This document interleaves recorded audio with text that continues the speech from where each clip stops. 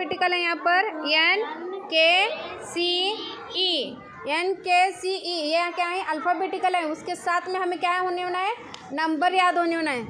N का number कितना है? 14। K का नंबर 11। C का नंबर 3। E का नंबर 5। हाँ। अब यहाँ पर देखो N का नंबर कितना है? 14। K का नंबर 11। C का नंबर 3। E का नंबर 5। तो इसमें से अलग कौन सा है? न समाने वाला रुकना कौन सा है यहाँ पर? 14। सही है क्या? 14 कैसा है? अलग कौन सा है? 14 कैसा? ये तीनों मुफर्रद अदद है और ये नहीं है। ये नहीं है। 3 क्या है? ये मुफर्रद मुफर्रद अदद है। 5 क्या है?